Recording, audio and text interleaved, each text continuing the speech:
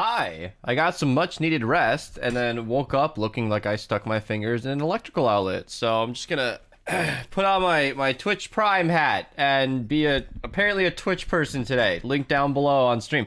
Actually, I will be covering a lot of these updates on stream when I go back to getting some proper sleep, like after that. So if you guys want to follow on Twitch, I'll be doing that.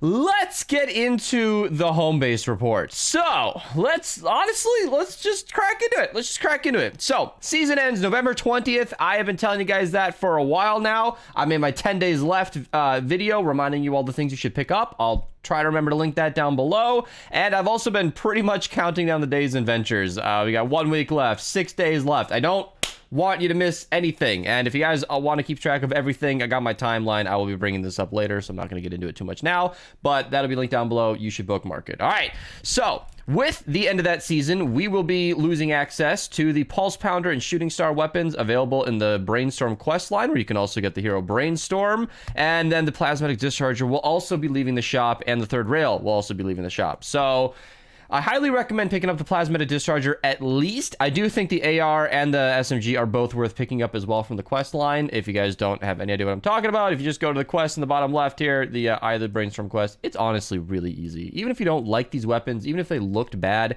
it costs you 0 gold. And in fact, you actually gain resources by doing these quests. And yeah, they have to be done in ventures, so I understand that some of you might not want to do that, but it's worth picking up the weapons, I think, at the very least, because they are definitely tweaking these weapons. They came out very bugged, and they could be really, really good. You don't want to be the person to miss out on those. And yeah, so all right. Before we get back to the invasion weapons, the Plasmatic Discharger has been tweaked in this update. We're just going to go point by point. So, second on the list here. Battle Pass XP has been updated, which is interesting. So it's a pro and a con. Pro is that they're going to be shifting most of the XP we get to basically quests. So if you go to your daily quest, you get 32k apiece, which is kind of a lot. That's actually really, really cool. You can save a lot of mission time by just doing quests, I guess. However, Archer sent me some breakdowns. Apparently, the new cap XP, the new XP cap daily is 100k instead of 450k, which is barely 2 levels. He's saying wave 30 of endurance is now 1 level. For those who don't really know, I break this down every season. I might have to scroll down quite a ways, but oh, here we go. Best missions for XP. So this is 8 minutes of Beast looking at a chart, basically. Riveting content, but it's mostly math. And it just shows that you used to get hundreds of thousands of XP for endurance, and now you don't? Yeah, it's tricky. So basically 3 of these quests, these daily quests, will accomplish your daily cap of 100k. I don't know if that's just because it's a really short BR season. I don't even know if it is, but that sounds really bad. So quests giving you XP is good, but less daily XP is bad, and that's really, really tricky. I'm not sure if that's a positive thing. I will be doing more playtime, more play testing, more experiencing this when I get back on stream. This is just a cursory overview based on what the home base report is saying and what I can gather from people in the Discord. Archer was awake when I was asleep, so he's just compiled a lot of this information. I really appreciate him for that. Now, moving on to the Winterfest season. This will be timestamped. This is nothing new right here, but I'm going to go over it briefly just for everybody's time's sake here. Soldiers, basically with this new season, well, new quote-unquote season, next season, we get the superhero modifier, which I will probably be making loadouts for as we go along. But it's one of the best in the game, in my opinion. This is the perfect modifier to enhance those headshots. So you basically get double headshot damage from soldiers, and it reduces your cooldown by like for your abilities by like 4 seconds.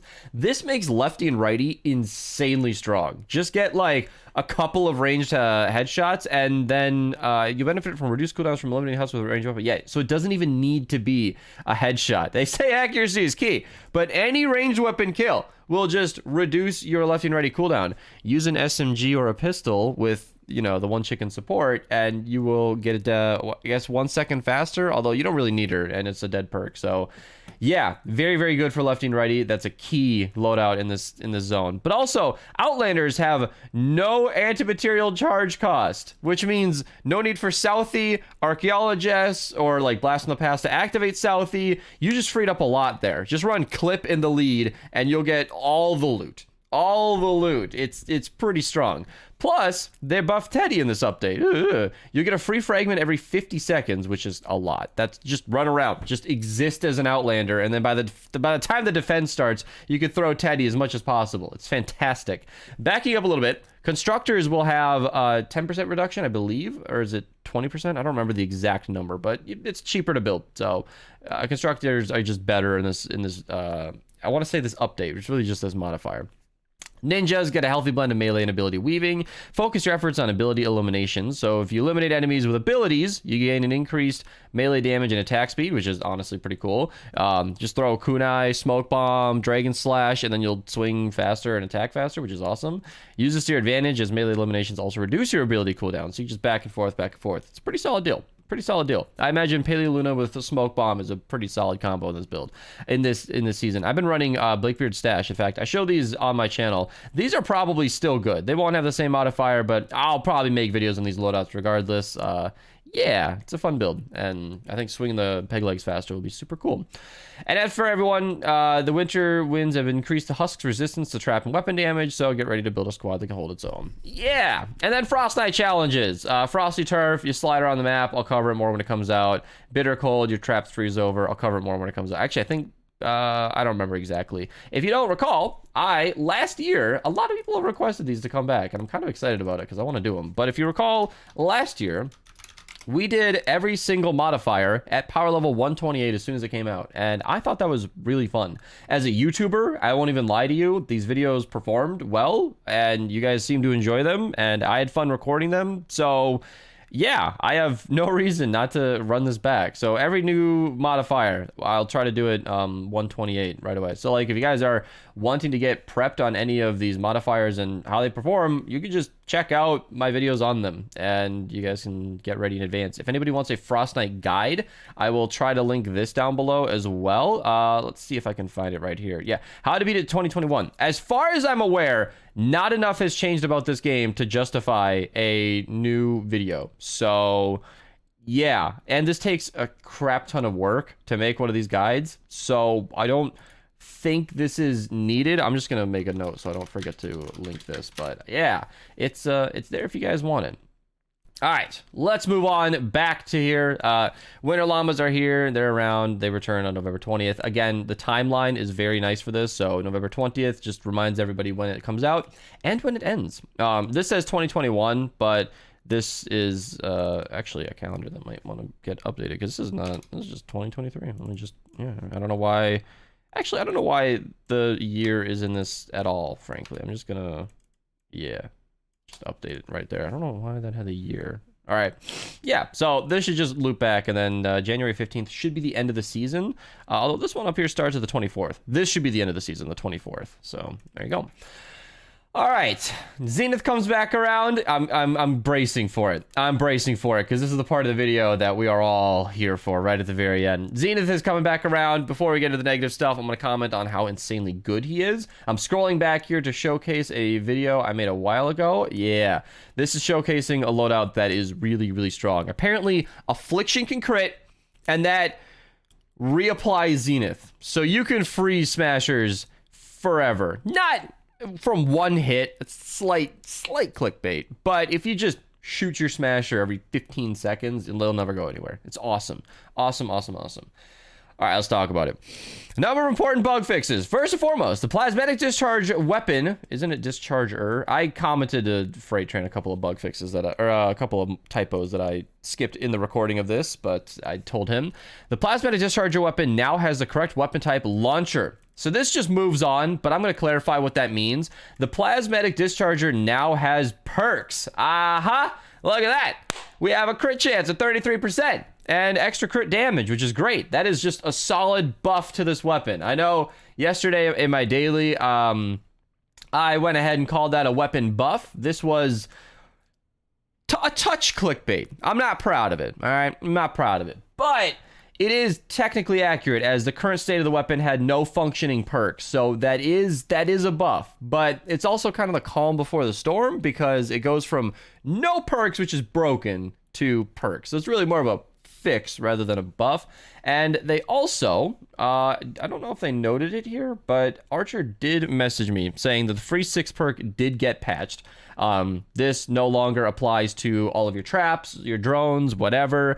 According to Archer's testing, the 15% elimination 6 perk still doesn't work. So they fixed the fun one, but they didn't fix the one that's broken. So kind of a negative before it improves kind of thing. Again, I haven't done my own personal testing yet because this is meant to be a cursory overview, and honestly, the community gets to this stuff way faster than I did. If Archer didn't ping me, I would have just pinged the Discord like at World Savers, and I'm sure anybody online at our Discord had told me. Ray gun is still broken, he says. So what he's saying is if you go to the... Oh, why did I unfavorite these? I unfavorited these yesterday thinking, oh, well, I'm done talking about these weapons. I don't know why I thought that. Where this is a heat capacity weapon, you know, infinite mag size, but it also has a reload, and that doesn't make any sense. It shouldn't even have a mag size. That's why it says infinity. It should have heat capacity and like the cooldown time. Let me showcase this real quick. If I can just favorite this so I can have it for later. Let me find a heat capacity weapon. I'll probably just do the de-atomizer is the only thing in my brain. I'm looking for something a little, whatever. Wrath is fine. The one we all know and love. You see, it's heat generation, heat capacity generation, cooling speed, overheat, cooldown. That is what we should have. There is no mag size reload on the Wrath because it's inapplicable. And then beyond all that, we have a situation where this weapon has mag size and reload perks, which is completely non-functional on this weapon. So when Archer says this weapon's not fixed, that's what he's talking about. The Shooting Star needs that for sure. So, all right. I don't like this. In fact, here, let me just read it. Fixed an issue with the Sunbeam Gravedigger Head Splitter perk. I do not know what that is. I don't know if that's a dev term or what.